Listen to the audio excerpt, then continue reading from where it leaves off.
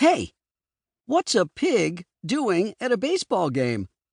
Mike Walsh asked his cousin Kate Hopkins.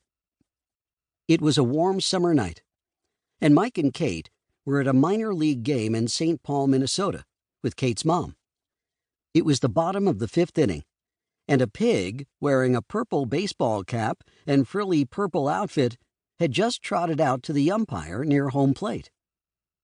"He's the St. Paul Saints mascot," Kate said. "He's trained to bring out new baseballs." "I just hope he doesn't hog the ball," Mike said as he nudged Kate. The umpire opened a small box that was strapped to the pig's back and pulled out a fresh white baseball. But before the pig could return to its pen, the catcher caught it. He picked the pig up. Its feet dangled in the air. The catcher pointed the pig's snout at the umpire and nodded. The crowd yelled, "Kiss! Kiss! Kiss!" The umpire waved his hands and turned his head away, but the crowd roared more and clapped louder. Finally, the umpire turned back. He held up his hands and leaned over. The catcher moved the pig forward. The umpire gave the pig a big kiss. "Yuck!" Mike said. He wiped his mouth on his arm. The catcher put the pig down. It took off for its pen under the stands. "Hey, I bet you don't know what position that pig plays," Mike said.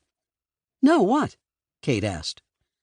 "Short slop," Mike said as he collapsed into laughter.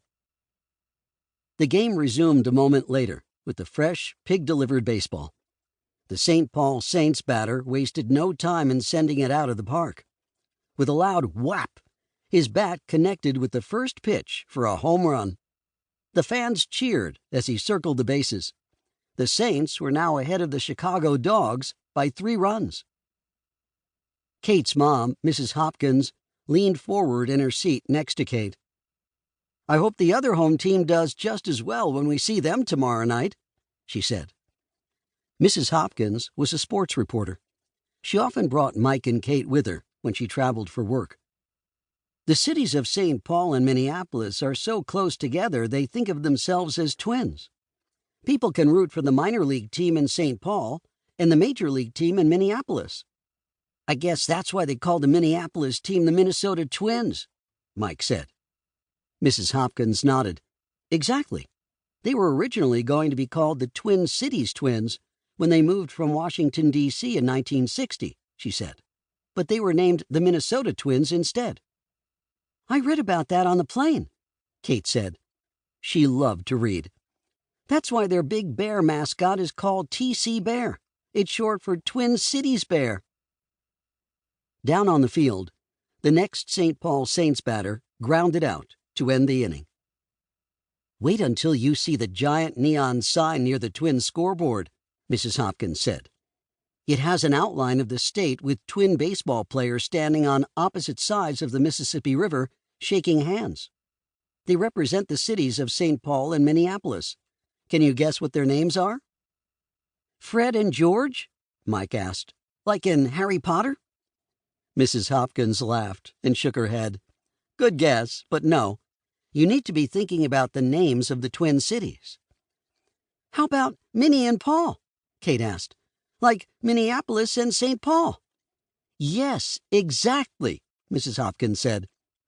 "Oh, I was just about to guess Marco and Pedro," Mike said. "The twins." The Twins were twin brothers who played for the Minnesota Twins. Marco was their star second baseman, and Pedro was their star first baseman. They were famous for making triple plays, which are rare. Even though an average of only 5 triple plays are made each year among all major league teams, Marco and Pedro had made 3 so far this season. Mrs. Hopkins nodded. "That would have been a good guess, too," she said.